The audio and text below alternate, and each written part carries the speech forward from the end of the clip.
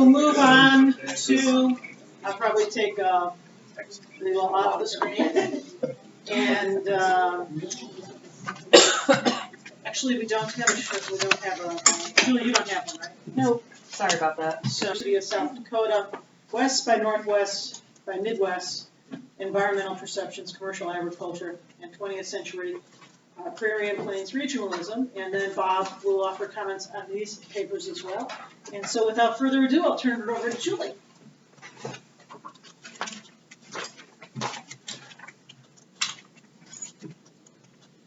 All right, thank you so much. I do not have a PowerPoint. I tend to be kind of word focused rather than image focused. So hopefully it won't detract too much from me. And as I was sitting there, I thought, yeah, I could have used those images, but I didn't. So, all right, here we go. Stories are my favorite part of history, so I like to start with stories. And this one's about a trader named Ferdinand van Ostrand.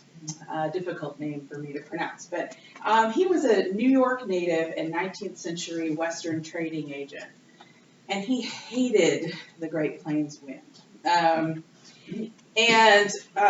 You know, God bless him, because he went on at length about it in his diary, which most people don't do. I have found a lot of people say, very windy, and that's all they say. He talked about it extensively. Hate is actually too mild a word. He loathed the Great Plains. He obsessed over it, cursed it, taunted it, and assigned it its own malevolent personality. Stationed at Fort Berthold in northwestern Dakota Territory, beginning in 1869, Van Ostrand had ample occasion to nurse his hostility and purge into his diary. After we left there, the wind came up and blew like hell, and still does, he wrote in April. In May, windy as the devil. August, this is the windiest place I have ever struck, an opinion which I formed a long time ago.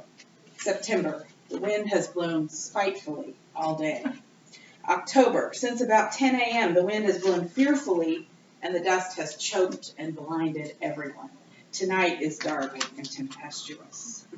March, these infernal high winds favor us with their manifold discomforts. A description of the weather for one day answers for all, just about. Windy. A practical as well as emotional problem, the wind often affected life and work at the fort. Storms ripped the roofs off barracks and destroyed other property. Daily wind was sometimes so powerful that it interfered with river crossings and forced boats to make detours or alternate landing plans. Cold wind chilled sleeping quarters, while hot wind shriveled vegetable gardens. In October of 1871, the men, irked by their constant daily exposure, unofficially renamed their fort in the wind's honor. Fort Berthold became Fort Blowhard. They even carved the new name on a log at the camp's edge, identifying to all who entered the most troubling environmental feature of the northwestern plains. We give witness to the fact that it is no misnomer, the trader concluded of his newly christened home. Less than 2 years later, an early and unexpected death from pneumonia granted Van Ostrand permanent solace from the relentless gales that haunted him. His colleagues sent his body back east for burial. Burying him in the Dakotas would have probably been torturous. He would not have liked that idea. Although the beleaguered New Yorker believed North Dakota gales to be absent of redeeming qualities, they are in fact a nuanced environmental force, capable of shaping human lives, economies, thoughts, and cultures in a variety of ways, both positive and negative. Wind has meaning. It comes from somewhere else and links humans to the rest of the world, often the first and most automatic way to connect with unseen places. It brings smells and sounds and shapes from over the horizon and a way to feel something that is beyond. The human-wind connection is current, but also historical. Because people in the past also felt and interpreted wind, it unites us with a different beyond, across time as well as geography. Much like today, wind tormented and fascinated people in the past. It inspired stories, shifted economies, soothed the frightened, and terrified the vulnerable. It is not only at the forefront of discussions about current and future energy, but was central to discussions of past energy. In fact, wind is energy, powerful but simultaneously intangible and ephemeral. It is relief and danger, sustaining and devastating. It is movement that transcends the turning of wind turbines, which, while vital, are just one part of the story. Wind is energy that humans not only harness, but experience. It blows over fields, aids in transportation, assists evolution, shapes architecture, shifts politics, and contributes to human identity. Wind is powerful in so many ways. Of the 25 windiest places in the United States, according to the National Oceanic and Atmospheric Administration, 12, or nearly 50%, are on the Great Plains, making it the windiest region in the country. In Dodge City, named the windiest city more than once by the National Climatic Data Center in North Carolina, citizens claimed that, quote, newcomers are rather astounded by it, but old-timers take it in stride. Wind in Dodge is a way of life. This windy existence is also a constant source of curiosity to those traveling through the region. Yet another indicator of the force's authority.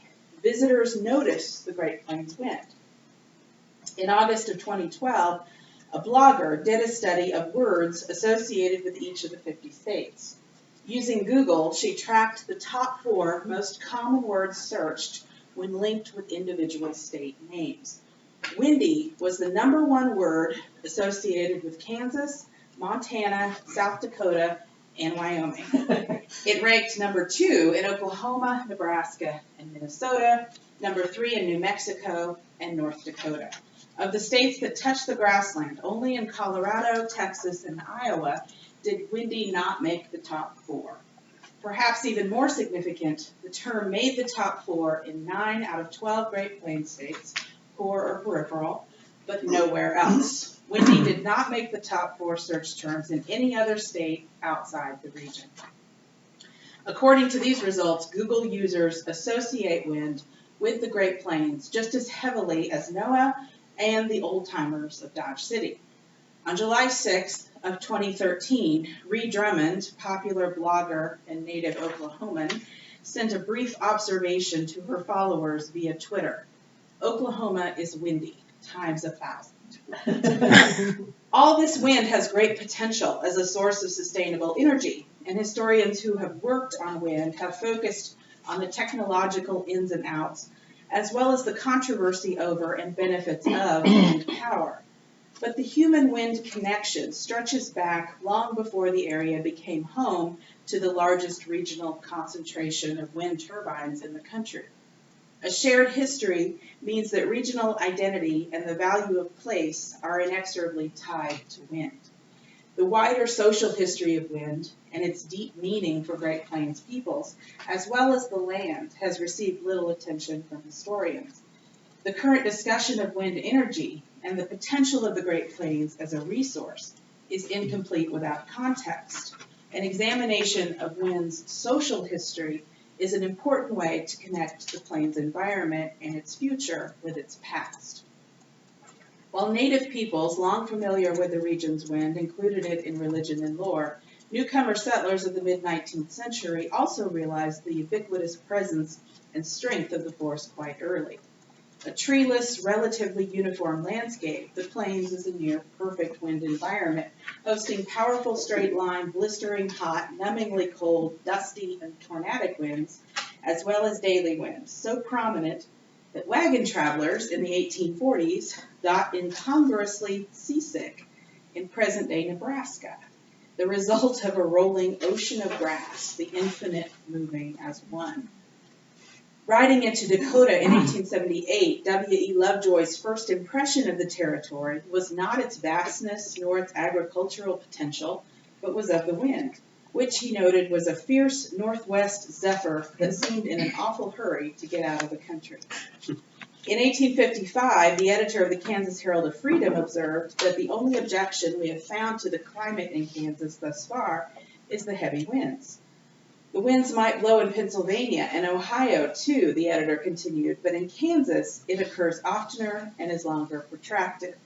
An early settler in droughty, flat, grasshopper-infested Kansas, therefore, noticed the wind before any other environmental characteristic for which the territory later became known, rather infamously.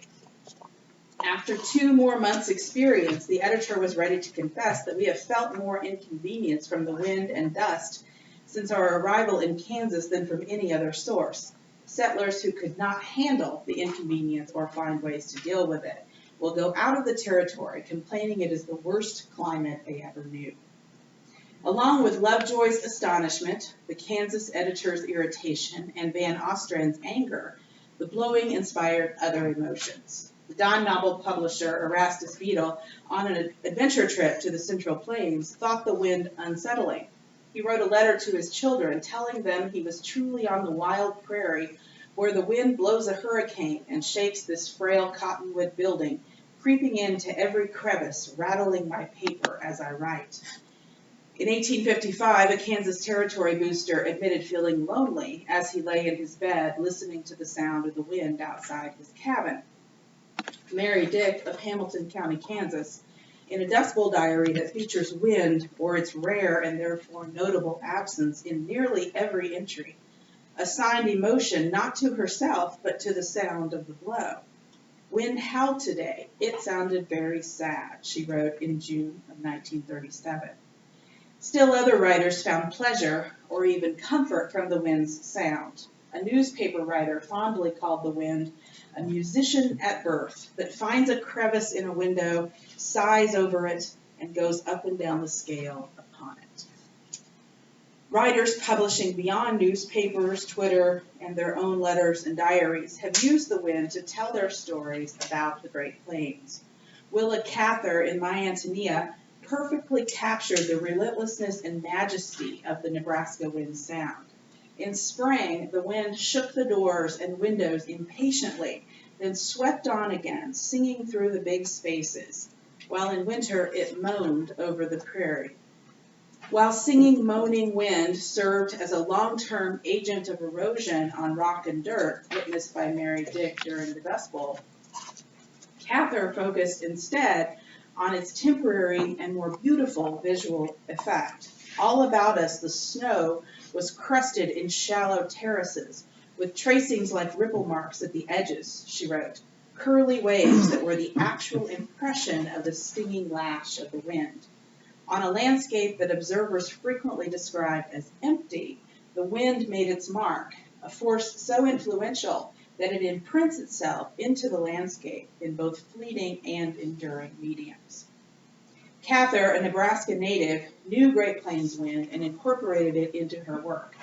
Perhaps the novel most directly tied to the perception of regional wind, however, was Dorothy Scarborough's 1925 book titled The Wind, which caused a historical storm following its publication. The main human character in the book is Letty Mason, who represents all women forced to be pioneers and the hardships they encounter on the plains. At the beginning of the novel, Mason moves from Virginia to Texas, where she encounters the wind. And the wind in this novel is a co-protagonist. And it's also a demon intent on driving Mason insane, is how Scarborough portrays it. Often credited as one of the first novels to depict negative features of the American West, The Wind revolves around themes like boredom and deprivation. And as Scarborough wrote in her first sentence, the wind was the cause of it all. Winds were the enemies of women, cruel and unrelenting, trying to wear down their nerves by attrition and drive them away. How could a frail, sensitive woman fight the wind? It was, Scarborough wrote, her demon lover. And at the end of the book, the wind actually rapes Letty Mason. There's a lot to unpack there as far as gender is concerned. Scarborough's emphasis on the reaction of women to the wind reflected a well-established trope in Western history and myth. Because of their supposed fragility, women who lived on the harsh plains were more susceptible to insanity than men. Their minds could not tolerate the open, treeless, monotonous, and above all, windswept environment and simply broke down. Even historians fell into this trap. In 1931, Walter Prescott Webb argued that the wind alone drove some women to the verge of insanity and caused others to migrate in time to avert the tragedy. Scarborough used a long-established and biased assumption about the way women reacted to the Great Plains to advance her story. While gender issues are the obvious point of analysis for modern readers of The Wind, it was not that subject that concerned early 20th century Texans. Because Scarborough's book was originally published anonymously, and because it portrayed West Texas as a hostile environment, readers assumed that The Wind had been written by an outsider. They considered it a brutal and unwarranted attack on the land they loved. West Texans launched a hate campaign against the book and its unknown author, teasing out supposed historical errors, claims of geographical and cultural ignorance, and even incorrect cowboy lingo, which they seemed to think was a shocking error on Scarborough's part. Scarborough refuted the attack, first anonymously and then openly. She argued that her book was a novel, not history, and therefore need only to capture the essential truth as opposed to the actual truth of a place. In 1928, Metro-Goldwyn-Mayer turned The Wind into a movie starring Lillian Gish. To recreate the Texas wind, movie makers used 8 airplane propellers to blast sand and sulfur onto Gish, who called the job one of my worst experiences in filmmaking, obviously. And interestingly, they wanted a Hollywood ending for the movie, so spoiler alert on a 1928 movie. But spoiler alert, The Wind does not rape Letty Mason at the end of this Hollywood movie. Instead, a man comes in and saves her, of course. So a classic Hollywood ending. Crisis wind is the type that typically garners headlines on the plains and most obviously influences culture. Storms, winter blizzard, and spring thunder alike amazed historical residents with their wind-driven power, and the resultant property damage and cost in human life reinforced the impression. Spring on the Great Plains is tornado season, the storms so prominent, the watches and warnings so familiar, the anniversaries of historic past storms so well known, that the experience has become part of the culture. Jokes fly about seasoned plains people who treat stormy nights as entertainment, but the possibility of total destruction is always there.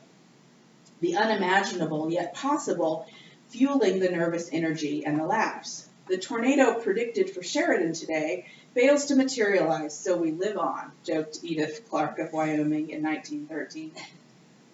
Euro-American tornado culture on the plains originated in the 19th century when newcomers confronted the large numbers of twisters that form in the grasslands and quickly realized that cyclone caves were more necessity than luxury. In 1887, a group of WCTU ladies gathered on a lawn in David City, Nebraska for a party when a tornado moved through the area. Several of them were picked up by the wind and carried short distances, the news reported, although they were not seriously injured. All is confusion and no reliable news, concluded the journalist, about the rest of the town's fate. Rumors, stories, misinformation, and an inability to predict the storms added to the uncertainty. An out-of-season tornadic storm hit Wichita, Kansas in October of 1894, destroying 30 houses and barns and uprooting hundreds of trees. For 20 years, Wichita has felt easy about tornadoes, the press noted, on account of an Indian legend, which said that none ever visited or would visit us. And I've come across other accounts of people telling themselves these truths about the environment that, we're safe, we're protected. One of them in Wichita is another where two rivers come together, a tornado cannot appear. And so Wichita was supposedly safe. In Topeka, Kansas, a very large hill on the southwest side of town was said to protect the city because Topeka for a long time wasn't hit by a tornado, and that myth lingered into the 1960s. And then I think 64, I may be wrong on the date, tornado came and plowed through the middle of Topeka, kind of destroying that myth. But people want to think of themselves as safe, and so try to read that into the landscape. It's really fascinating. In addition to tornadoes, of course, the straight winds, the hot winds, the cold winds, the blizzard winds, the dusty winds, all of them have consequences for Plains people and are environmentally and culturally significant. Crisis wind often received the most attention on the Plains, but the constant daily wind, with very little to block its way, made an impression on early settlers. In 1895, J.M. Armfield moved north from Texas onto Cheyenne and Arapaho lands. There he found the hardest, most constant wind I have ever seen anywhere. Further north, rancher William Sewell revealed Dakota Territory's blustery reputation when he wrote to his brother, "We had one of the winds you hear people tell about out west," he noted of that day in 1886.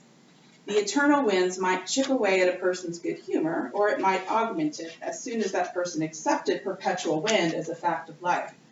Numerous jokes and amusing stories circulated about the near daily blustery conditions. "Does the wind blow this way here all the time?" asked the ranch visitor in the West. "No, mister," answered the cowboy. "It'll maybe blow this way for a week or 10 days, and then it'll take a change and blow like hell for a while." A good humor helped some Plains residents to carry out despite the ridiculousness of daily wind. "Very windy," Edith Clark of Wyoming remarked to her diary at the end of May 1908. Still, she and a friend ventured to town. "At about 3 o'clock, Blanche and I tie our hair down and our heads on and start for a cross-country walk in the wind." In Devil's Lake, North Dakota, daily wind took its toll on Mabel Mitchell's garden. A diarist of the 1910s, Mitchell noted the direction and speed of the wind in nearly every entry, partly because she was a gardener as well. "Strongest wind of the season," Mitchell wrote on August 10, 1907, "blew corn, beans, and most of all my garden to the ground." Soon after moving to Oklahoma after the land run, A.J. Gumow made a winter trip back to Kansas to haul straw for his farm. The wind blew so hard during his 2-day journey that little of the unbaled straw made it home with him. It blew out of his wagon and scattered across the prairie. Kind of a wasted trip. Finally, although 1930s Kansas farm wife Mary Dick had many reasons to dislike the wind, she became particularly annoyed when the static electricity it carried kept her from hearing her soap opera stories on the radio. "It's very lonesome when we can't have much radio," she wrote. She's the same one that called the wind sad. She struggled with sadness herself, I believe, and so she often assigned that sadness to the wind. As annoying as the wind often was, as destructive as it could be, it was also a fact of life on the Great Plains. It inspired plenty of complaints, frustration, and even anger, but ultimately the wind remained. As long as it did, many Plains peoples grudgingly admitted, they might as well use it, laugh about it, and occasionally focus on the positive things about living in a wind environment. Some of those positive things. The wind could help to move grasshopper and locust swarms. So if the wind was in your favor, your fields might be spared from destruction. Low-lying areas were more vulnerable to grasshopper and locust infestations as they were less exposed to the wind and therefore weren't blown out. Another positive thing, the wind didn't bother ranchers nearly as much as farmers. Another kind of aspect to the rancher-farmer divide and how their land use practices really made a difference. And I found ranchers in Montana really gloating about this. "Oh, well, wind doesn't bother us. Those farmers are complaining, but we're fine." Other positive aspects, the use of technology to utilize the wind. Of course, windmills, what we're very familiar with. Also wind chargers, wind turbines, and then even prairie schooners, a type of technology. All of them tell this optimistic story of adaptation to the prairie plain environment. This abundant resource, wind, helping to compensate for the scarce resource, water. In 20th century Wichita, Kansas, high and unpredictable wind seemed an obstacle to the city's emergence as an aviation center. It was not logical for one of the windiest cities in the country to earn the name Air Capital in honor of its dominance in aviation. But an air-mindedness nonetheless emerged. In a place with a sky that was impossibly big and open, noted historian Craig Miner, it seemed more natural to look up than anywhere else. Recognizing that the air-minded impulse was good for business, and perhaps sensing the freedom of movement within the wind, Wichita boomers argued that environmental characteristics such as open, relatively flat ground, peerless visibility, and a lack of fog were enticing enough to overcome the city's wind problem. Even if Wichita's wind averages would never decrease, airplanes would improve, and pilots would learn to adjust over time. After all, if a pilot could learn to fly in Kansas wind, he or she might fly anywhere. And so the flights, usually accompanied by crashes, began. In 1908, Roy Nabenshoe tried to fly his 150-foot-long dirigible, which he had successfully tested in New York and at other locations around the country, at a county fair in Wichita. For most of the fair, he was wind-bound, his contraption disappointingly anchored to the ground. On the last day, Nabenshoe braved the still blustery conditions and attempted to fly 1/2 mile, but crashed due to wind, injuring both man and machine. As Nabenshoe loaded the fractured pieces of his invention on the train for shipment back east, wind-wise locals advised him that he avoid demonstrations on the prairies in the future. Despite Nabenshoe's less than auspicious start, other aviation pioneers such as Alvin Longren and Clyde Cessna had more success flying in Kansas wind, and the state by the 19-teens had established flight as a, quote, Kansas activity. In the 1920s, entertainment shifted to industry, starting with Laird and Cessna, then transitioning to Travel Air, Stearman, later Boeing, Beech, and a latecomer in the 1960s, Learjet. Wichita originated or hosted several big-name producers, as well as numerous others whose names are not as recognizable. As early as 1929, the city produced 26% of the United States commercial aircraft, totaling 1,000 planes. The history of regional wind reveals a duality. Great Plains wind is a torment, a primary cause of hardship in a difficult environment, challenged only by drought for influence and effect. Wind blows bone-chilling, dangerous cold one day, and the next, almost without exaggeration, acts as a furnace, withering crops and everything else that draws breath. It produces destructive tornadoes, occasionally inspiring National Weather Service predictions so alarming that your mother, who lives in Kansas, phones to tell you, only half jokingly, that it's been nice knowing you. She actually called me on Thursday, this past Thursday, and said, it's been nice knowing you. She does that a lot. And every time there's a bullseye on Wichita, high risk. And the other day she said, you're not going to say that in your paper. I said, sure I am. As well as terrifying straight wind velocities, which at speeds such as 87 miles per hour, recorded in Kansas in 2014, are strong enough to knock a freight train right off its tracks. Finally, and perhaps most disturbingly, it's almost impossible to live on the plains and have a good hair day. And yet, and here's where the duality comes in. While wind is at best an annoyance and at worst a calamity, many observers from inside and outside the region, both professional and layperson alike, have argued, past and present, that controlled wind is the region's salvation. How to cure the plains in the 1930s? Plant trees as windbreaks. How to fix the plains in the 2010s? Build wind farms. How deliciously ironic, historian Elliot West has speculated, if the economic salvation of the region was the distilled essence of that which had originally been an obstacle to Euro-American settlement. Ubiquitous wind, therefore, might be a help or hindrance on the Great Plains, a settler's greatest ally or worst enemy. Always present, always volatile, always influential, the wind was and is a defining feature of the region. An energy source, both in the past and present, wind's power is not, however, limited to the tangible, the electricity it might produce or the water it might move. Wind had other powers as well. The ability to influence the people of the plains on several levels, emotional, physical, economic, among them. It shaped identities and created stories. Therein lay its power and significance to history, and yet another type of salvation for the identity-starved Great Plains. Reporting on a hot windstorm in 1860, Kansas Territory, an editor described, quote, a gust of air so hot that we first supposed some building close by must be on fire, and rushed to the window to ascertain. He found, however, that there was no fire in the wind, just the wind alone. It was nothing but the air, the Plains newcomer wrote, but such an air. Thank you.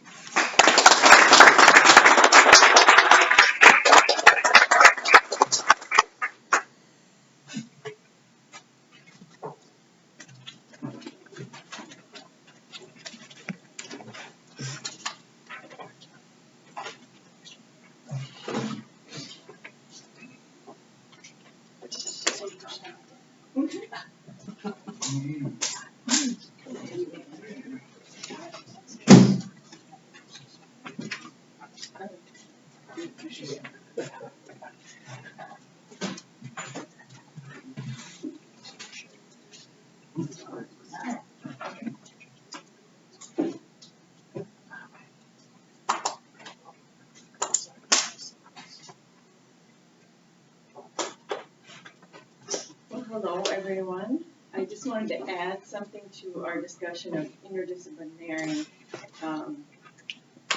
this meeting as an interdisciplinary gathering, because I've always felt, Great Plains historiography within history has an interdisciplinary nature to it, that we're always reaching out to. We may not be geographers or anthropologists, but we frequently, our research is backed up by interdisciplinary groups, so which always makes it stimulating. But let me get started. And of course, I don't know if I'm the only one, but I changed my topic, I didn't change the topic, but I changed the title to my paper, The Vast, Vague Remainder of the Continent, Changing Regional Perceptions of the Northern Grasslands. So I focus on the Northern Plains. From the 1870s to the 1950s, regional nomenclature associated with North America's northern grasslands circled, shifted, and overlapped across prairies and plain spaces. The rise of new regions reflected both political and ecological realities and new popular understandings of the characteristics and constraints of northern grasslands environments across space. Regional labels moved from origins in intellectually inherited geographic, locational, ordinal conceptions of space, the east, the west, north, south, to names grounded in plant-centered terminology arising from physical and emotional experiences living on the northern grasslands over the generations in the context of agricultural innovation. Now, many of you have probably seen this map before. 50, I think it's called 50, that's where the Great Plains, I think it's also called 50 Ways to Map the Great Plains, and it's just such a lovely image, and it fits with my focus on perceptions, because what this research, they went and found as many historic maps as they could and superimposed them all together, and found there's very little agreement on the core, and the boundaries shift over time, over space, over category, see way up into Canada, all over the place. So I want, part of my paper here, part of the point of my research is to suggest that there are different ways to perceive the plains. They have relationships among these definitions, and that individuals, their ideas of place might be different, very different, from, let's say, the professional geographer or the professional scientist who is out on the ground. People who live in the region and work with the space might have their own way of perceiving a region. And by the way, they concluded that their research reveals that they can't even argue that the Great Plains exists. That was the conclusion of it. So start with that.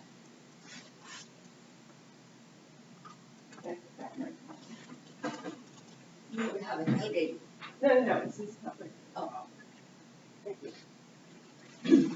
Okay, I wanted to, I don't know if anybody had a chance to look at this image. It's one of the images I submitted by, it's a seed catalog. The Oscar H. Will and Company seed catalog out of Bismarck. This is the one that came out in 1951. It had been there since the 1880s when his father formed the company. The man I'm going to be talking about dealing with this image is George Will. I thought it's a good image to start out with because one of the points I wanted to make, and I made it at the end of my paper, is that, you know, this idea of defining and dividing territory into regions in the Northwest, Great Plains, West, and Middle West, based on the requirements of commercial agriculture, makes like closed categories, defined spaces. In a way, the creation of geographic regions becomes another way of severing territory from indigenous peoples for the transfer to settler society in nation states. Yet we talk about this frequently through nature. But the purpose and having an orderly sense of the continent, I think, very much relates to some recent discussions of settler colonialism.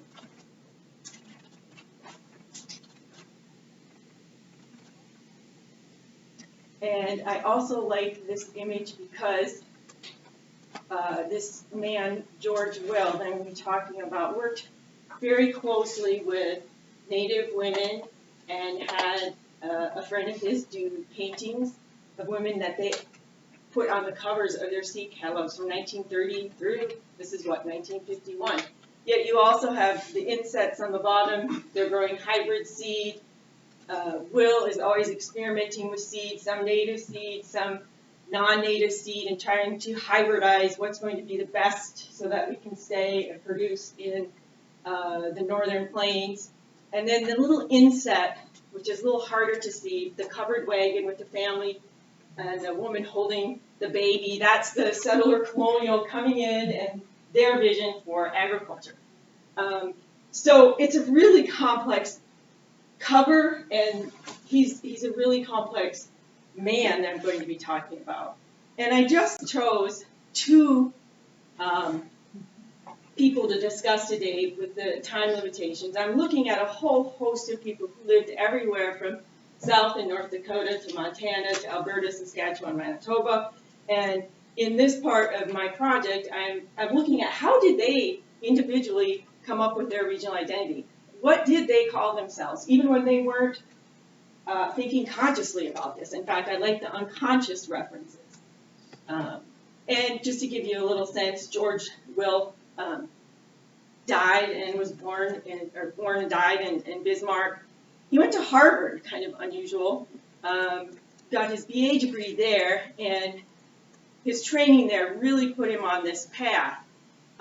He came back in the summer of like 1905 or 1904, and did the first archaeological dig of a native village site up there near Bismarck. It's pretty famous. It's called the Double Ditch Site, and actually now with satellite technology, they discovered that there's 4 ditches.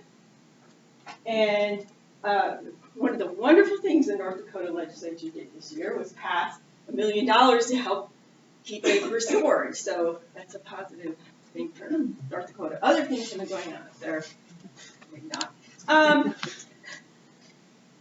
His father died in 1917, and he took over the family business and ran it until he died in 1956. Married, 3 children. In some ways, I want to present the folks I'm talking about as, you know, everyday folks, a part of the community. George Will, and when I talk about Wallace Stegner, they of course have access to and go on to learn a lot of the scientific literature, and because they get very interested in figuring out their place. But this is not their regular business. They have an interest in part because they are trying to figure out their region, and they're trying to figure out what it means and what its constraints are and what its possibilities. The paper I have listed up there, the Man Dance, George Will, with another one of his buddies. He had 4 buddies come out to this archaeological dig. You know, this is kind of makes you nervous now. But they spent a summer doing it. It's like a between college year project. And he published the findings of that. It's very interesting. And then he went on to write another book with George Hyde called Corn Among the Indians of the Upper Missouri, interviewed many native peoples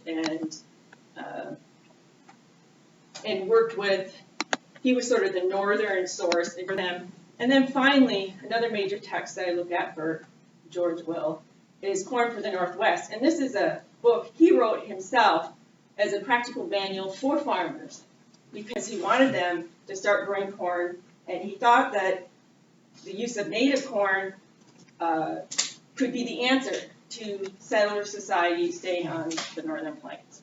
Now, Wallace Stegner, quite a different person, and 25 years younger than George Will, born in Iowa, lived in the West, including Saskatchewan and Salt Lake City. Those are the two places he gave the most claim to home. He earned a degree from University of Iowa in 1930 and an English PhD in 1936. Married, one child.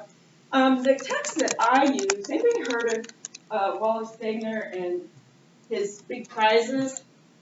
Do you remember he won a Pulitzer Prize? Anglo Repose, he won a National Book Award. The Spectator Bird. He didn't ever win an award for his plain stuff. And I think it's really some of the best, of course. But I use On a Darkling Plain, which was his first foray into prairie work. And he called it an apprentice novel. And he hated this book, and he refused to ever let it be republished again. So I did find a copy of the original one, but it's really interesting because he's first working with the prairie materials that he remembered in Saskatchewan as a boy. And then Big Rock Candy Mountain is something that came out in 43. And then he did a history of John Wesley Powell beyond the 100th meridian in 1954. So he was an English professor who wrote his history and fiction. And then finally, Wolf Willow goes back to the Saskatchewan prairies he loved as a boy, and this is really quite a creation. It's got fiction, it's a memoir, he's got history in it, it's quite a thing. And eventually, he writes for popular magazines, he becomes a creative writing professor at Stanford University. So these are the two I'm going to focus on out of the many. In the longer paper, you'll note that I did reference other folks. I just want to say a word about the Northwest.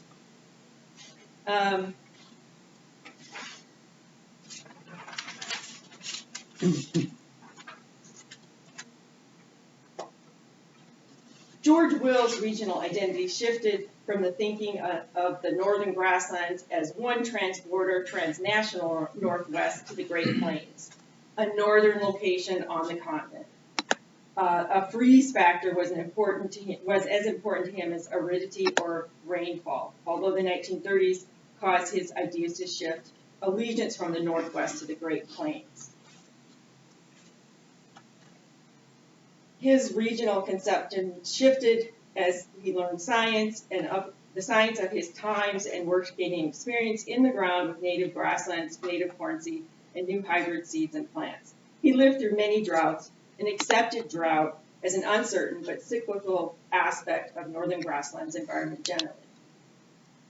He continued to believe that seed science and advances in technology would allow corn to provide settler society decent livings. Now, Stegner knew the label Northwest. He knew that his parents used this label, but he was not extraordinarily attached to this label. He became eventually attached to the label West, but he spent a lot of time thinking about just Saskatchewan and the Great Plains. And he came to this through a discovery of aridity, or the lack of rain.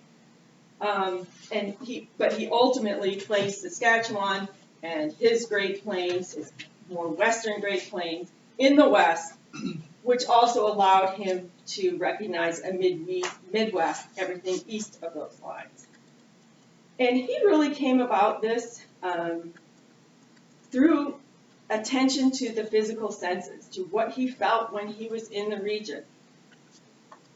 Drought did not stop Stegner from attaching to the place. Drought led Stegner to understand what made him feel most at home. Now, I want to say, with that little summary, I want to say a word about the Northwest and Northwest Territory. This is a legacy of French and English colonialism in the region, the fur trade before settler colonials arrived. Even Thomas Jefferson, when he sent Lewis and Clark out on their journey, called their entourage the corpse of the discovery of the Northwest. These are things that we forget when we talk about them commonly. So there was a widespread understanding that the area of the Northern Plains was part of a Northwest, and sometimes that Northwest crossed the border. So when settler colonialism came, people like George Will's parents or Wallace Stegner's parents, they were coming to a place that they started, or that they believed was the Northwest. I just have these maps here because they're give us another image or somebody's drawing of the plains. It came from a symposium very much like our own that took place in 66, 67, and these are the maps they used. I like them because of their inclusion of Canada and really much larger parts of Mexico. And then we should probably all look at their symposium. It's sort of interesting. And then I put this up for you, Michael. Their projection of what wheat, where wheat is going to go.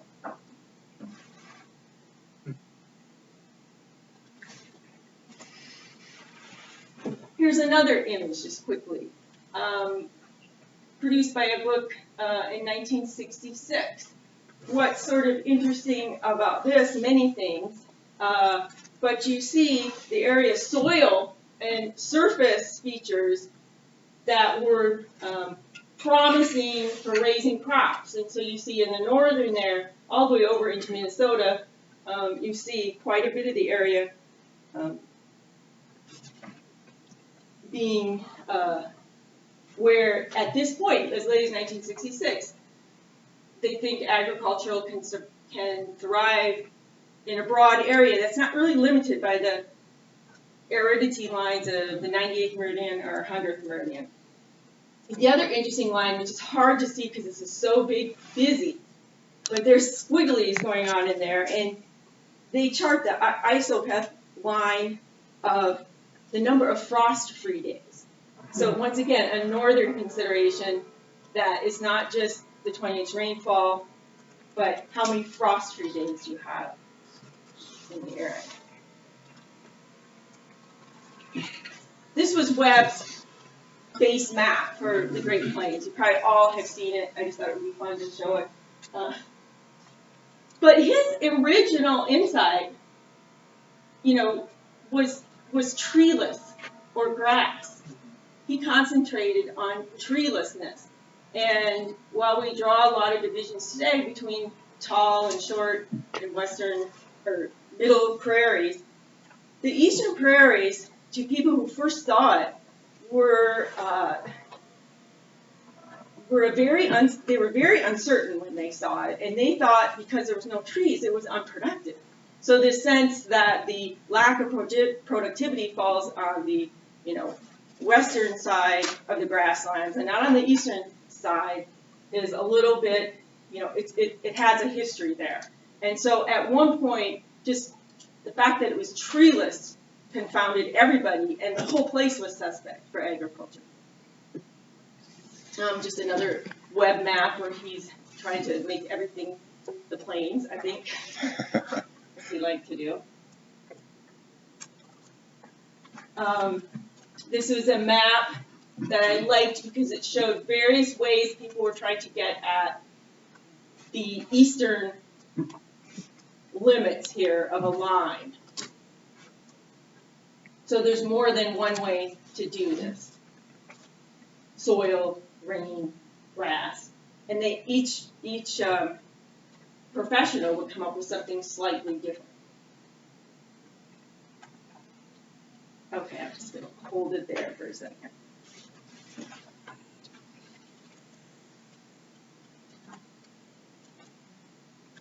So let's see here. In 1919, Oscar H. Will and Company catalog memorialized Oscar Will and assured customers that George F. Will, Mr. Will's only son and now at the head of the business, was born and grew up in North Dakota, is familiar with Northwestern conditions, and has practiced experiences with North Dakota soil. References to Northwest continued until 1922, when for the first time the catalog letter referred to the breeding of seeds, grains, and nursery stock, especially adapted to the severe requirements of the northern Great Plains. And there you see a little bit of the science and technology coming in there. George Will was somebody who was looking for ways to stay on the plains and willing to experiment. For the next 10 years, however, so that was 1922, the Will catalog referred only to the Northwest, this great Northwest, Northwestern conditions, Northwestern agriculture, the wealth of the Northwest farmer, and growers of the Northwest. You get the reference there. What boundaries did George Will have in mind when he referenced the Northwest? Will's clearest statement of regional boundaries appeared in his book, Corn for the Northwest, published in 1930. In this handbook for farmers of settler society, Will argued corn, specifically hard flint, indigenous in origin corn, which was hardier, drought-resistant, and quick-maturing, held one key to successful commercial farming on the northern grasslands. He explained the growing and almost compulsory interest in diversified farming in both the American and Canadian Northwest is yearly turning toward the thought of corn growing over a larger and larger number of people in the territory.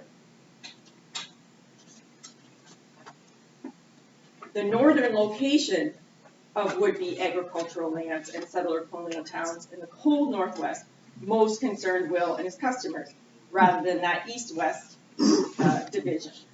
The company advertised the earliest, hardiest, and best seeds, for example. You're fine. Sorry, please. Lost one already.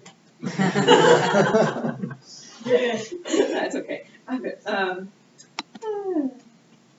The Will Company took pleasure in what it called improved pride of Dakota white blend corn, selected from Arikara corn, known to withstand frost, heat, and poor cultivation. When George Will wrote about growing corn, he stressed the much greater length of days in the north, which, if calculated by hours of sunlight, resulted in packing a much longer growing season into the same number of days. Like that one. Will and his father conceived of the region and its growing problems in terms of constraints of the land influenced as much or more by a northern climate as by a rainfall problem. In the 1930s, however, Will began to use the Great Plains or Northern Plains regularly. In a 1930 column on drought-resistant shrubs and plants, Will noted the last 2 dry years had renewed interest in hardy plants by horticulturalists in the Northwest, but also that the problem was not new in the Great Plains area. Will made his case for corn by explaining how the crop could add profitably to the keener than ever competition of the one-crop proposition of the great wheat farms now developing in the semi-arid sections of the Great Plains. In 1935, the company urged perseverance, claiming, quote, "We have faith in the northern Great Plains and the whole Northwest." Importantly, however, the 1936 catalog letter read, quote, "Perhaps we had better, to a larger extent, forget the wheat which our predecessors in the land did not need. Concentrate on the things we know we can produce, corn, vegetables, feed crops, livestock, and we shall be successful in spite of drought, rust, bugs, providing we try to keep the proper balance of nature and do not overgraze and overcrop." The 1937 catalog noted the previous year had been, unfortunately, the worst drought in the history of the Northwest. But Will still advocated the country, writing, "In spite of the damage, it has made us wonder at the ability of the northern Great Plains soil combined with the northern Great Plains climate to produce something under even the most adverse conditions. And this is the 1936 catalog cover that I just referred to, where he says maybe we should take a step back and go towards diversified farming and have balance and don't overgraze and overcrop and really go for this. And he continually is being influenced by these native women farmers in his area, which he's maintaining relationships with, and gives very sympathetic depictions of their agricultural traditions. Even though the seed community and the seed catalog is all about creating a settler colonial society. It's like his views are modified, but he wants to take those views and make it useful, appropriate them for settler colonial society.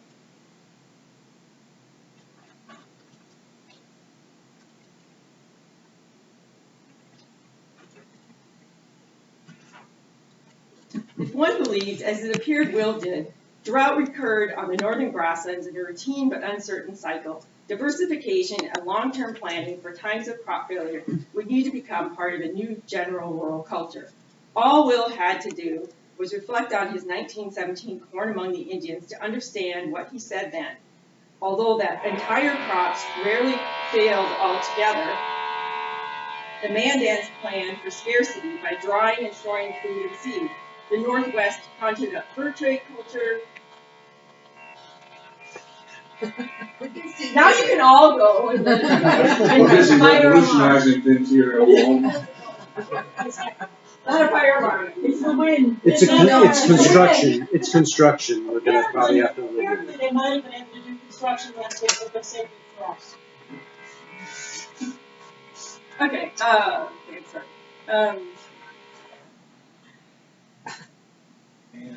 Okay, so I'm going to shift to Wallace Stegner. We're with you. We can hear Okay, that. okay, you're with me? All right, good. I'm just going to, this is another web map, but it shows the rainfall line. I'm just going to put it up while I talk about Stegner a bit here as I move towards the end. See, I'm going to be running out of time. Okay, Wallace Stegner's shifting descriptions of grassland space suggest the same patterns of gradual comprehension and uncertainty about the environment that undergirded George Will's changing language and regional thinking. Stegner, like Will, resolutely sought out all the grassland science a layperson obligated to make a living another way could absorb. And we see some of his musings in some of his novels. One of the ones I cited in the article is the 1943 Big Rock Candy Mountain. And his character, which is the Stegner character, Bruce, takes a long trip across from Minneapolis, going back to, in the book, Nevada, probably Utah. And this is something, if we want to think about technology and adaptation to the plains and making sense of the region, Wallace Stegner went back and forth almost every year, at least once across the West. And he drove, and he was very into having his whole body sense the plains, and that is where he ended up kind of developing his theory. He teases out a wider sense of home by traveling across country, trying to mark home by what his body senses physically as he traverses space. He thinks, even if I don't know where home is, I know where I feel at home, and elaborated further. Anything beyond the Missouri River was close to home at least. He was a Westerner, whatever that was. And the story goes along and routes him all over the map. There's no straight map for this Stegner trip. But the point is that he comes to focus not on the 98th meridian or the 100th meridian, but the 96th or the 95th or even before. He fluctuates. When we think of Stegner today, those of us that study him, he's 98th, he's 100th, he's just there. What I'm arguing is that it took him half a lifetime to get there and a lot of study as he pieced it out. And I guess I'm arguing for this whole period that there are many ideas floating around in society, and you have a lot of people actually trying to figure out, where do they belong? What region am I in? What does make me feel at home? Stegner seems to have reached a firmer conclusion about aridity and the West between 1947, when he wrote an introduction to the Central Northwest, a regional guide produced by Look magazine, in which he cites the ideas in Walter Prescott Webb's 1931 The Great Plains, and 1954 when he published a biography of John Wesley Powell, head of the U.S. Geological Survey, called Beyond the 100th Meridian. After 1945, Stegner had grown more immersed in his research and on what he called the Powell Project, a biography Stegner had wanted to write since 1935. The title referred to the line of aridity Powell drew as far back as 1878 in his report on arid lands to the U.S. Congress. Stegner biographer Jackson J. Benson believed, quote, before he had read Powell, Stegner had only looked at the West around him. He never saw it, understood its essential nature. It was Powell who educated him. Benson argued by 1915, when Stegner began publishing popular articles on Western places and the conservation of public lands, one can see his Powell research making a strong impression on him. Even as Stegner solidified his ideas on the line of aridity, he acknowledged such a line proved imprecise and did not quite capture a more visceral, multi-sensual feeling. Tactile sensations designated his West. The transition, however, began with a sense of spaciousness, so expansive one could, quote, look beyond distance into emptiness where the sky faded down over the edges of the world. So as soon as you could see in a broad open space, he started thinking plains. To emphasize the point, moving west across the continent, the change to an arid atmosphere came first by sight, as conditioned by his prior experiences with historic grasslands expanses, and in which memory spoke to sensual experience that could be anticipated. Stegner argued one would probably sense the West by seeing its broad horizon shortly upon leaving Sioux City or Omaha, before one's skin felt the West. East of these cities, the body would be surrounded by supersaturated warm air, more green, more trees, and spaces marked by more and bigger towns. Beyond them, the air turned dry, the built environment rattier and unthrifty. Moreover, although Beyond the 100th Meridian, his book proclaimed Powell's line of aridity boldly in the title, in his biography of Powell, Stegner wrote of, quote, the sharp change in climate that occurs somewhere between 96 and 100 meridians. So even from Powell's book, he has that opinion. Skip to the end here. But eventually, Stegner comes more and more committed to this rainfall line and aridity, and he acknowledges that the West and Middle West shared the grasslands, as he liked to put it. And there were many characteristics that they shared, but there were few that separated them. And here's where he comes out. It's about 1950. He starts using the word Midwest, and he says it stops about the 98th meridian, where rainfall limited settler society's original vision of unassisted agriculture on the grasslands, a place he said one must adapt or engineer aridity out of existence.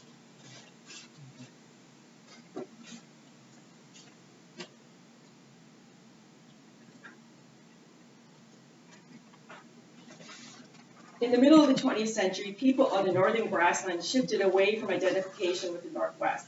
Identification with the West superseded the Northwest, or changed to an affiliation with the Great Plains or Middle West. The change in regional affiliation had a great deal to do with changing perceptions of the environment.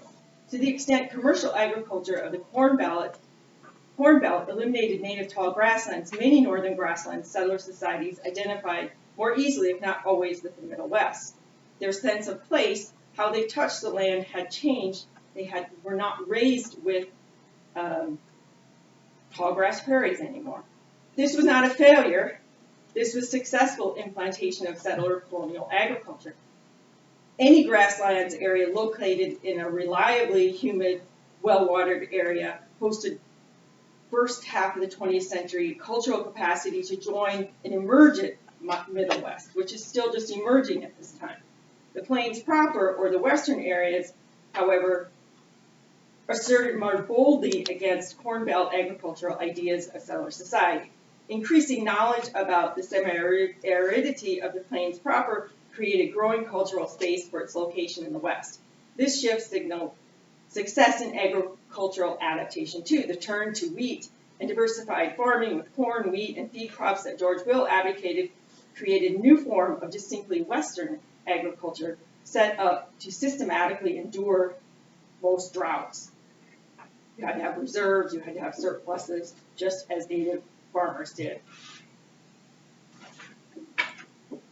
Both Will and Stegner adapted to and treasured an association with the Great Plains that bound them to North America's northern grassland space, whether they called it the Northwest, the Great Plains, or the West, or even the Middle West. They saw connections across grasses and across geologic plains that created watersheds, and their changing perceptions allowed them new regional affiliations.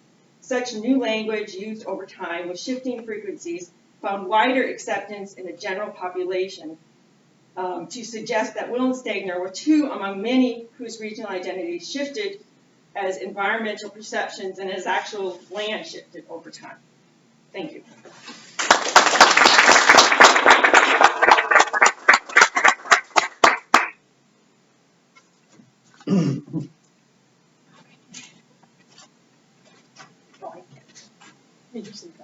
There you go. All yours. Of course, and so I'll make some a little bit briefer comments than I did on Layla and then make some summary comments about all three together, and see what you think of those. I'll tell you that 26 years ago, I just moved here and pulled into one of the last remaining independently owned gas stations in Norman, the kind where an attendant comes out to fill up the tank, check the oil and coolant, wash your windows, talk about the weather. I commented that I just moved here and gotten a house to rent. Oh, he said, is it one of those older ones with a hole about yay big in the wall right by the front door? Thinking him more than half serious. I said, no, there wasn't one of those in my place. You know what those holes are for, he asked? I had no idea. Well, you put a crowbar through there to see if it's safe to go outside. If the wind only bends it, it's safe to go out. But if it snaps off, you might ought to think about staying inside. It was not only the first wind joke I'd heard, but it was also my introduction to the popular Oklahoma usage of the phrase, might oughta. Which is great. You know, it's a helpful expression. A kind suggestion and a real strong recommendation rolled into it that I've since realized is particularly well adapted to the omnipresent uncertainties of the plains environment.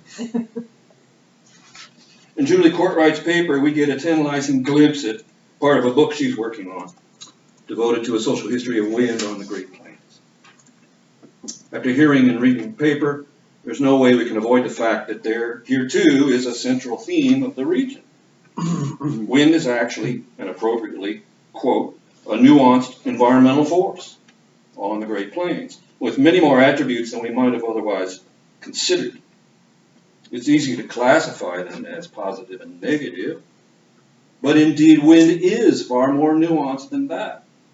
Her focus is primarily on the insider-outsider axis of human perception in this paper, which raises a couple of interesting questions I'll get to in a bit.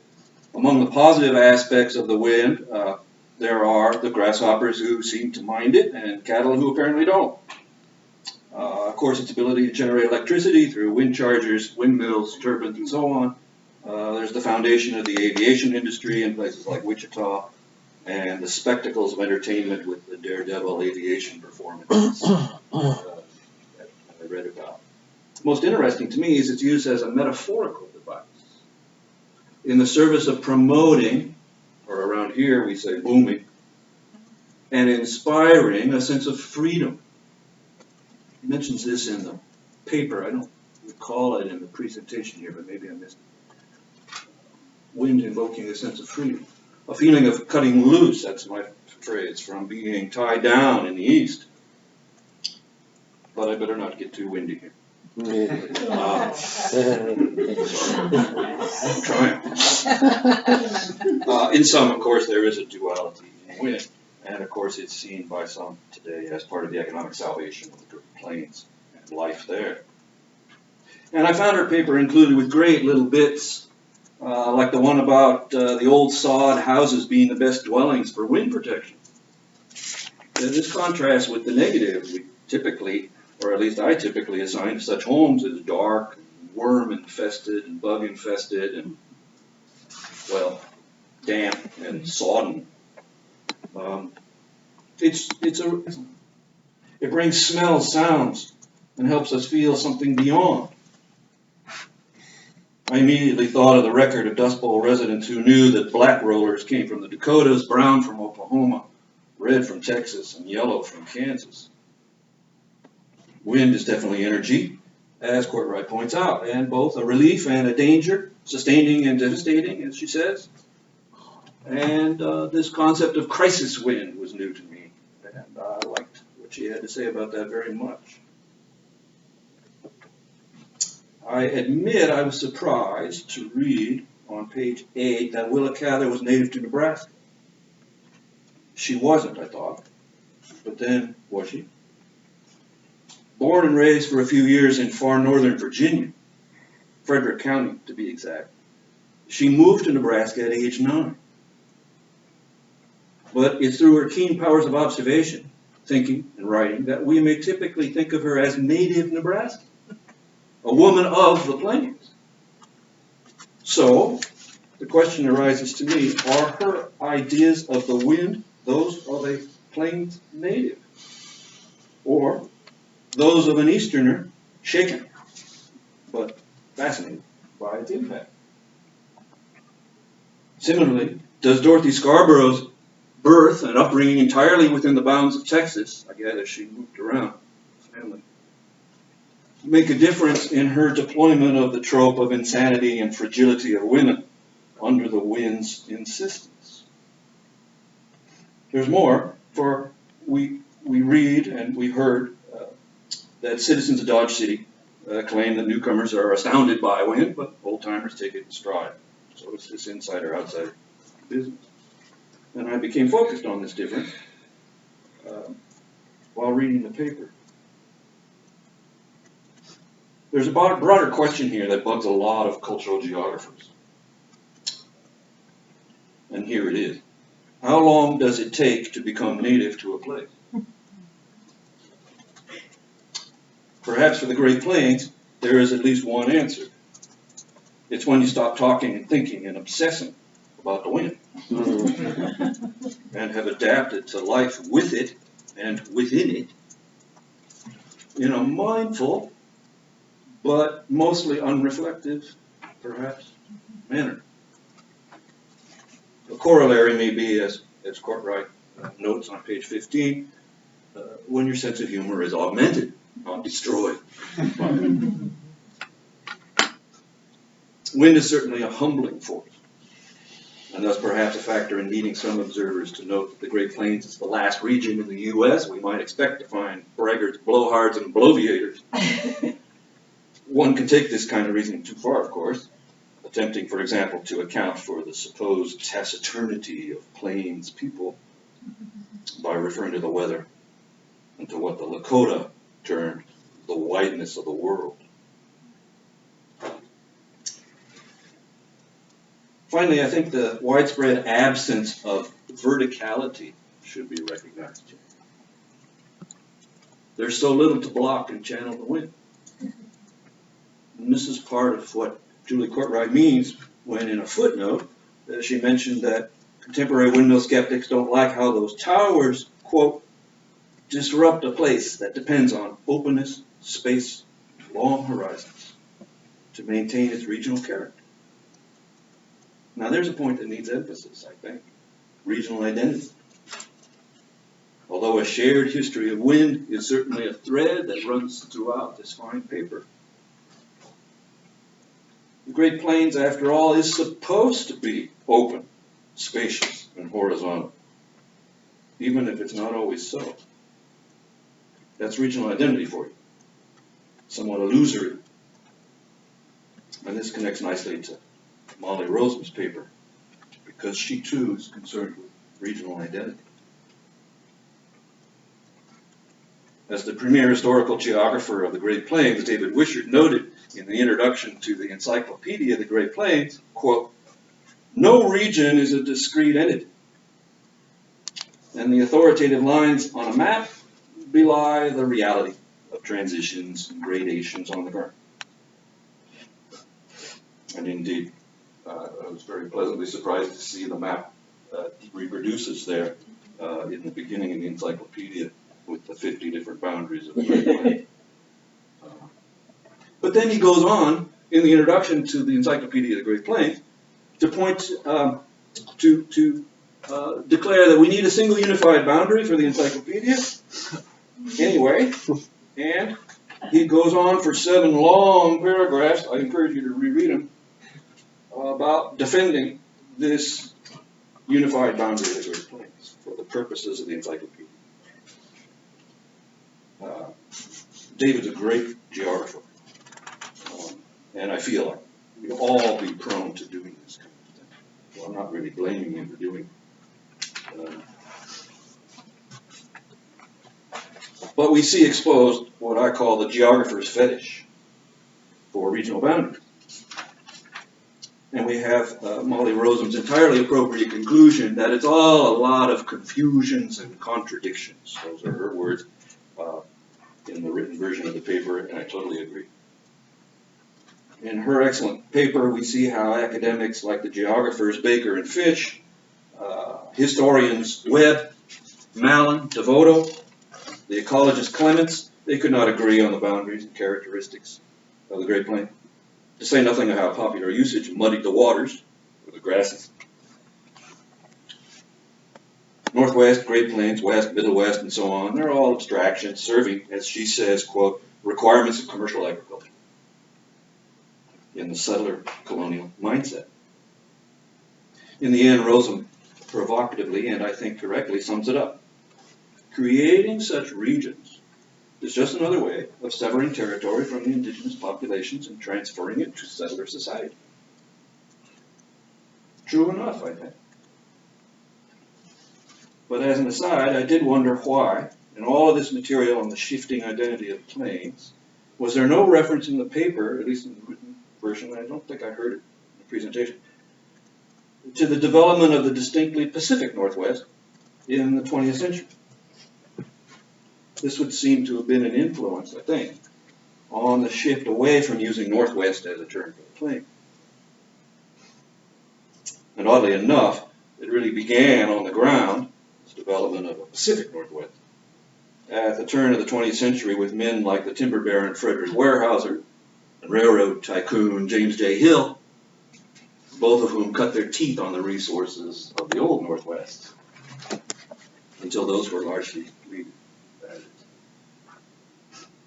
I confess I was completely unfamiliar with the Will family seed catalogs, published for nearly a century out of Bismarck, North Dakota, and I thought the paper was greatly enhanced by this story, used kind of as a pair of bookends in the written version of the paper, for the guts of the paper. The deployment of Indian-related imagery in these catalog covers reminds me immediately of the use of very similar imagery on Moran McNally road maps for many decades. The Herman Dunlap Smith Center for the History of Cartography in Newberry has loads of them. And the longtime map curator there, Jim Ackerman, knows all about them. These map covers typically show a stereotypical image of an Indian figure waving from the margins, literally waving. As a family of white people in the latest model station wagon speed past out of history on a freshly paved highway to the future. Scholars, native and non-native alike, have showed us how such pioneerisms often deploy images of indigenous lives and lands so that newcomers and their descendants can see their way clear to somehow becoming a permanent settler of a place. Indigeneity is, after all, for sale. Or so it seems.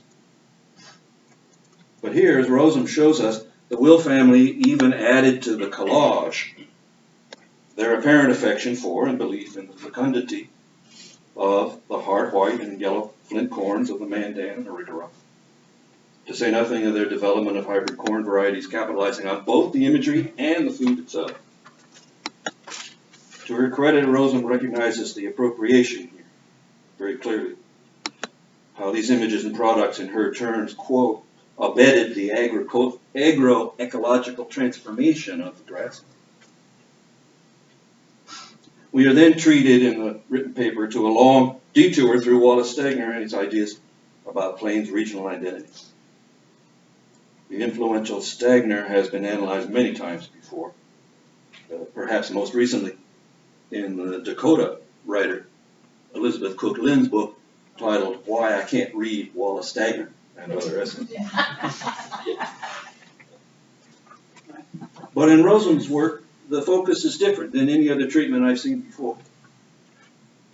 Stegner is shown to resist the firm regional boundary lines, preferring at different times to see the plains as part of a transition from level, even terrain in the Midwest to a big, flat, sloping plain of the Rockies, or as the region where we experience that classic shift from humidity to aridity, or as a bundle of ambiguity and seeming confusions, much as the academics have left us with. Molly Rosen concludes it all in a great turn of phrase, I thought. This problem is evidence of, quote, the illusory nature of settler colonial agricultural power. Even Stegner recognized it, but he couldn't stop himself anyway. A question, and possibly a suggestion, did jump out to me in the discussion of the term Middle West with respect to the northern grasslands. On page 23, Rosem rightly asserts that the Corn Belt commercial agriculture eliminated the tall grass prairies in Iowa, Illinois, and Indiana. Those prairies were part of the eastern tall grasslands peninsula that juts into the I-states and southern Minnesota and southern Wisconsin. These, she says, were located in a reliably humid, well-watered, and that's the key phrase, area. A characteristic that enhanced the capacity of this 150 million acre region to become the emergent Middle West in the early 20th century, Corn Belt. And in so doing, put it on a very different historical trajectory when compared to the more arid mid and short grass prairies of the Great Plains. It rings true, and I like that. But I think it should be emphasized that these grasslands were indeed extremely well watered. So much so that most of this prairie peninsula had to be drained through massive applications of technology. Canals, ditches, French tiling, and so on, in order to become the incredibly productive landscape we know today. This was preceded by mass slaughter of the wildlife as well. So my question is there any comparable period of wildlife slaughter followed by massive application of technology that's occurred on the Great Plains to the same scale? Well, the elimination of the bison gets us halfway there. But I don't think we have the same scale of technology applied afterwards. Certainly not one so continuously successful as that's been done to drain the Corn Belt and make it come into being. Well, we're going to hear more about this today and especially tomorrow from people who know more than I do about the applications of technologies in the Great Plains. So we'll see. Maybe I'm wrong. At any rate, I recommend Hugh Prince's book, historical geographer Hugh Prince, as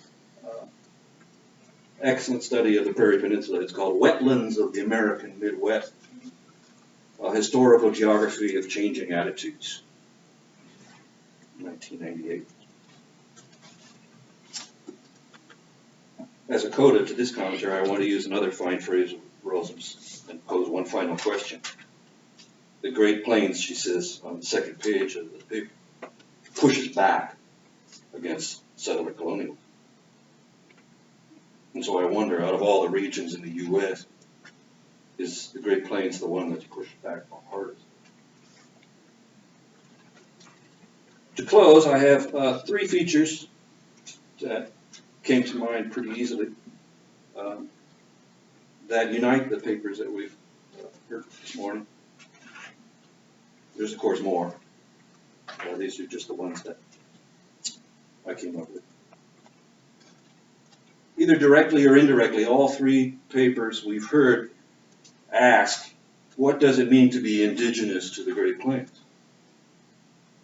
And when do the colonial settlers and their descendants become native, quotes, to the water, grasses, animals, energy, and everything else that's found there? Indeed, will they ever?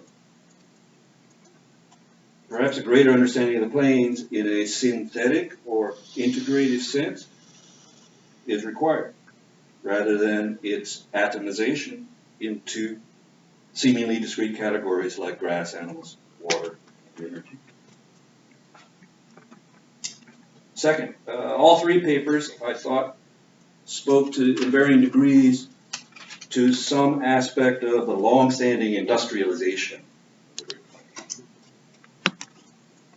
It's not something that most Americans think about, I don't think, with respect to the Great Plains. But as I'm sure all of you know, it's hugely important, maybe central to understanding the place. These papers address some, but not all, of what I think of as the big four industries in the plains. Wind farms, energy, oil and gas and coal, thinking particularly of Bakken Shale, Powder River Basin, again, energy, meat packing, hugely important. And of course, that's animals and water, tons of water. And of course, commercial industrial agriculture with irrigation, big time. That's grass, water, and energy. So each of them addresses in some way one or more of those. So when we think of Great Plains environmental history, we should not forget these industrial developments, however prone to the mercurial boom and bust cycles they may be. Indeed, that's been the fundamental economic history of the place since colonizing settlers attempted to occupy it in sedentary fashion. This relationship between sedentary culture and industrial capitalism with its inherent boom and bust cycles, I think, needs some examination. For as the great environmental historian at the University of Kansas, Don Worster, once noted, it's all kind of like the circus act, keeping Dumbo the elephant standing upright on top of the ball. You can do it for a while, maybe a long time if he's clever, but sooner or later, Dumbo will fall off. Finally, I think all three papers speak to the role of human imagination in understanding and coping with places and with ourselves. We create all these illusions to serve our preferred means of using a place, domesticating ecologies. And then we live these illusions as long as we can, constructing social life and land occupancy and use in the process. I think all cultures do. I'm fond of the writing of the great Kiowa writer and painter, N. Scott Momaday, who always reminds us that we are who we dream ourselves and our places to be. The Great Plains, it seems to me, is one of the best emblems of this. Thanks again for the opportunity.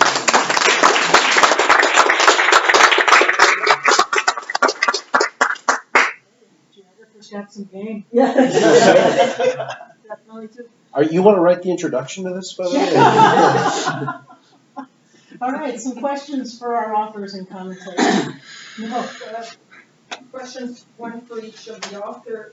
Julie, I was interested in your Rose Like Hell And it made me think of the writers of the 19th century. I read for the Canadian plains, the 19th century writers, and they talk about the wind, but certainly in the summer they talk also with the wind of their fear of fire, that it's always linked, that because the wind is so strong, if fire starts, it will kill, right? Right.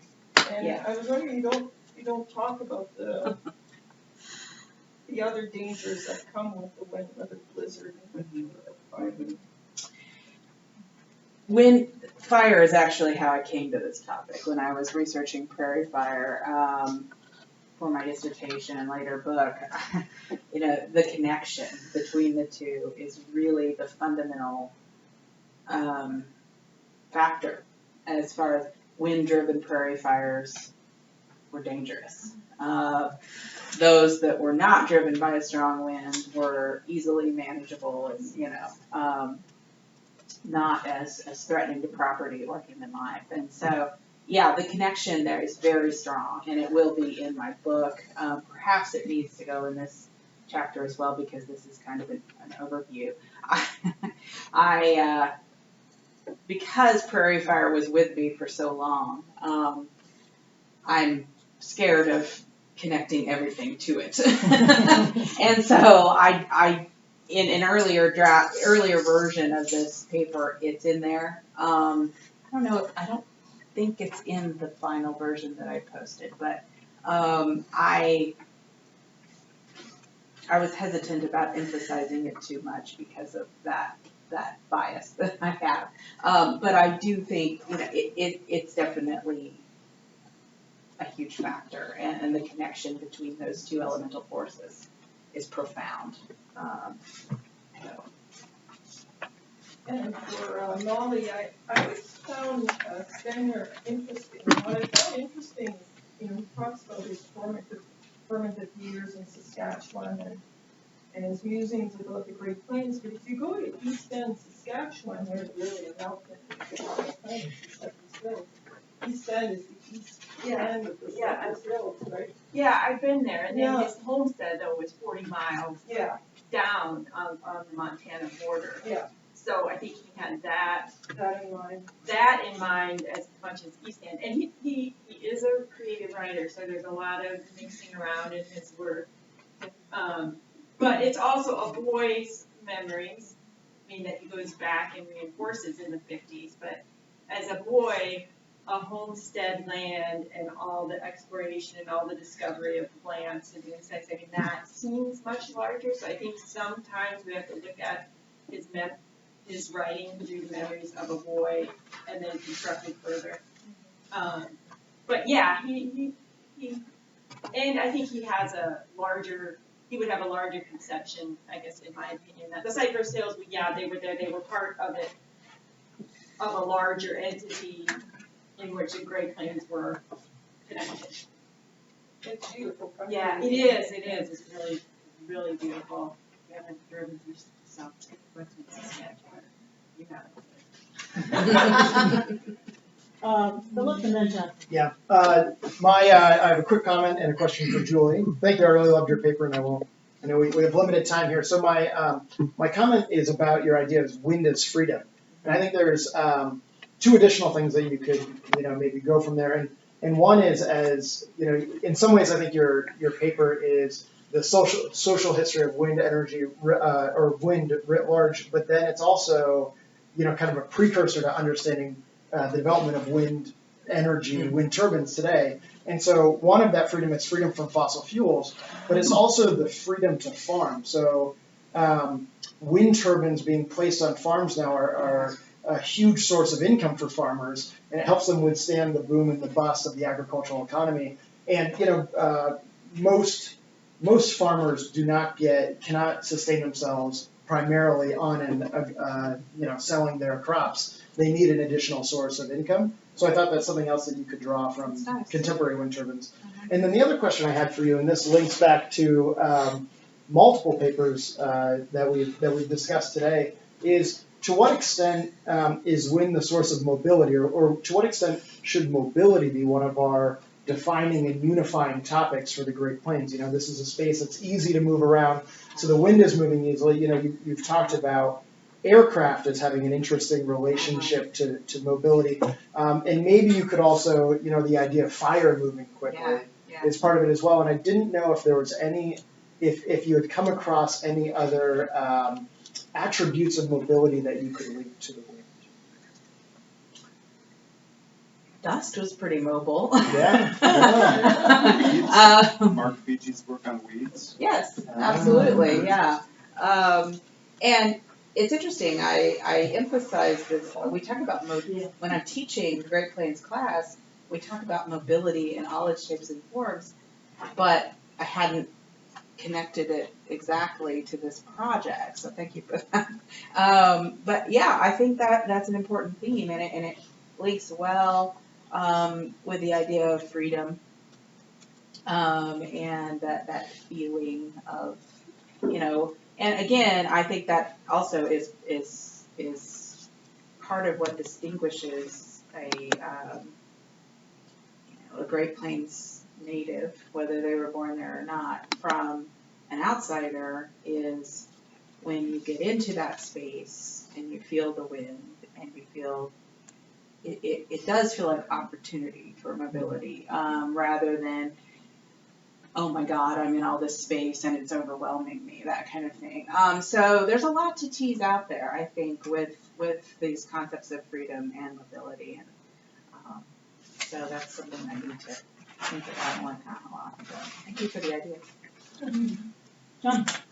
Yeah, my question's for Julie as well, and it's also a kind of methodological, analytical question. And so you tell this amazing series of stories about wind, but the stories are experiential history. And you use, you know, in your presentation, you talked about wind as intangible, you talked about it as ephemeral. Right. In your paper, you talk about wind as ubiquitous. These are all sensual histories of wind, and so because they're sensual, very material. You can't grasp onto them. And so I'm wondering if you can tell us about how the heck to do history of something immaterial. Well, if you can tell me, I'd appreciate it. That's exactly what I've been struggling with. You know, I thought coming into it, I thought prairie fire was intangible and hard to get a hold of, but it was easy. I just didn't know it at the time. This is hard. I feel quite literally, I was telling Lila this last night, I feel quite literally when I'm looking at these sources and thinking about this topic that I'm reaching out for something that's intangible, that's not there, which, you know, describes it perfectly.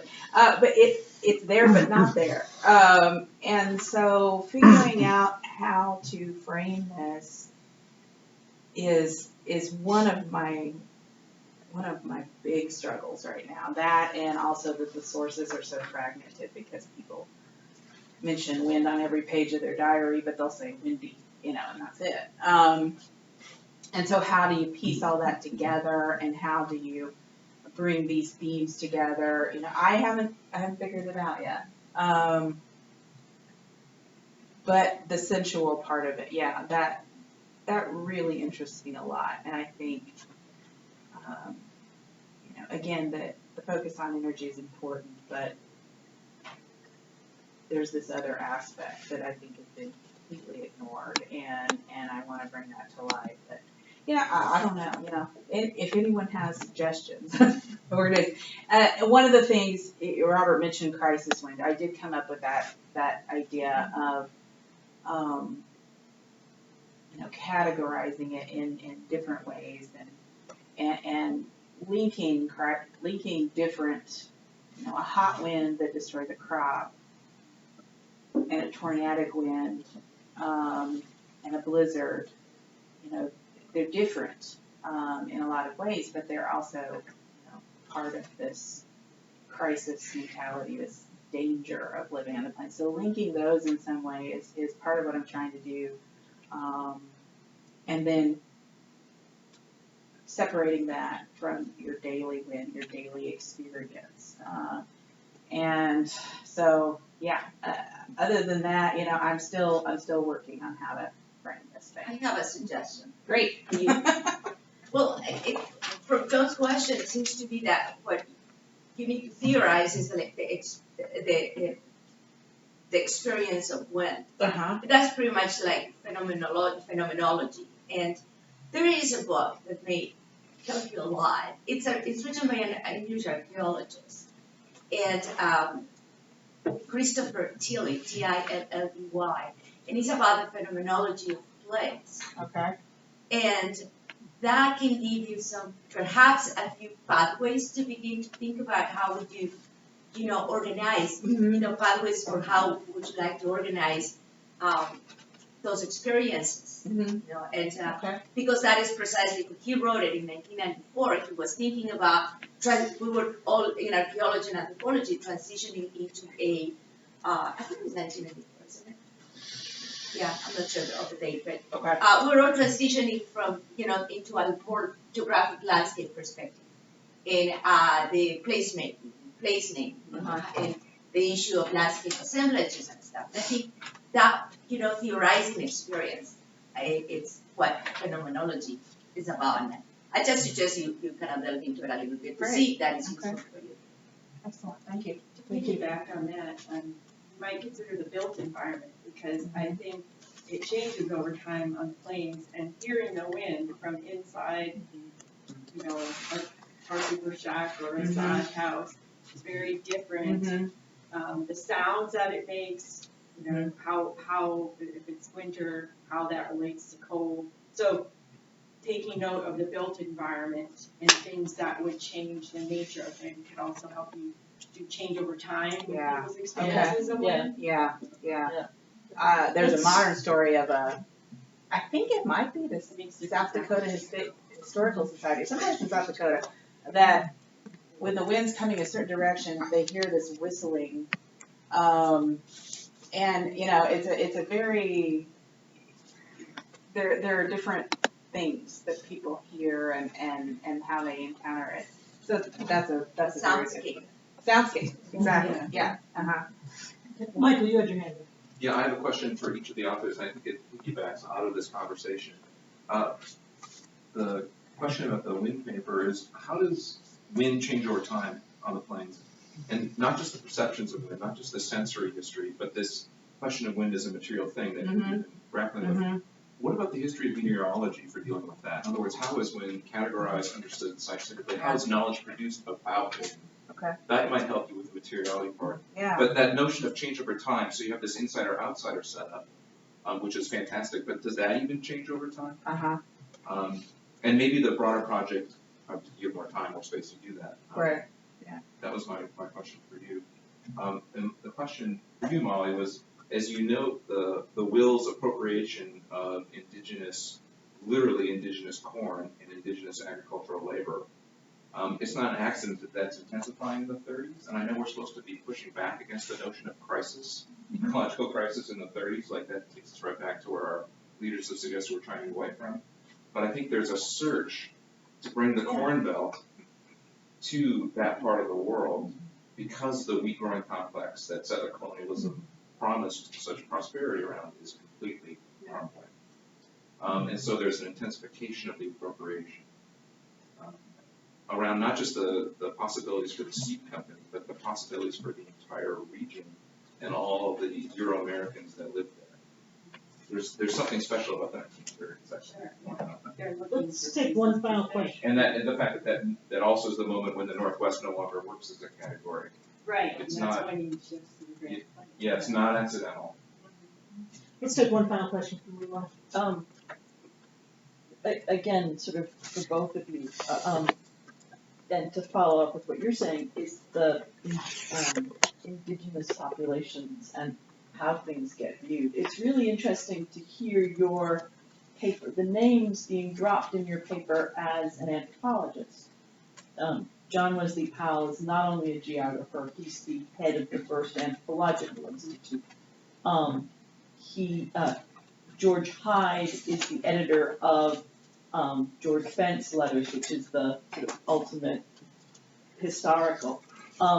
And it makes me think about what are the indigenous categories of space that precede the white colonial settlers, and are they different or are they the same? And I had the same question about sort of indigenous constructions, cultural constructions of the wind, and how do they, because you're both talking about the same patch of land that I'm talking about in some ways, and that sort of wind as part of that landscape that the women that I think about are traversing, the same boundaries. It's like you answered the question of why couldn't I find a decent map of the prairies? And it's like, oh, it's because everybody's got a different one. So it's like I have different versions of this, which have each one has a different map from some other source that has the lines a little differently. And I would be really interested to hear both of you talk about, if you know, about what are the precursors to the white colonial views of the mapping of the windscape. My research is very limited in that area so far. I've mostly so far been concentrating on, the period with which I'm most familiar. But I definitely need to get into that more in the future. And so, excellent suggestion. And if you have any books or sources that I should look at, please let me know. But right now I can't really answer it. But in the future. And I am moving into that. The focus of my project is really the settler society down the generations, not focusing on the parents, but the children, like Will and Segment, right? But I am kind of one of the final things I'm doing for the project to give a better sense of native conceptions of the Great Plains, and there are some native maps that come by way of the fur trade that I've been able to look at and how they draw boundaries. But it's more there. I was trying to think of, somebody was talking about a philosopher and the interconnections and the moving around to get resources at various places. One distinct difference is they don't divide it up and parcel it out into these neat boxes, right? There's a sort of the kinscape to go on to, it's like what you're talking about. And John Moore, Christina Gish Hill have a lot of work on Cheyenne kin.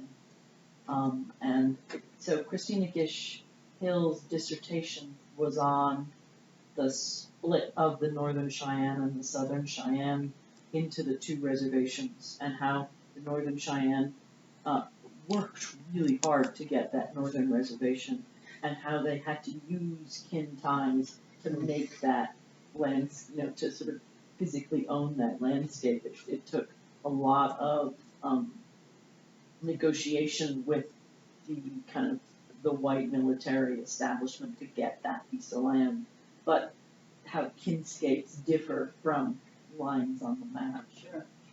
And I think they probably have a lot more, natives have a lot more to do with the construction, or how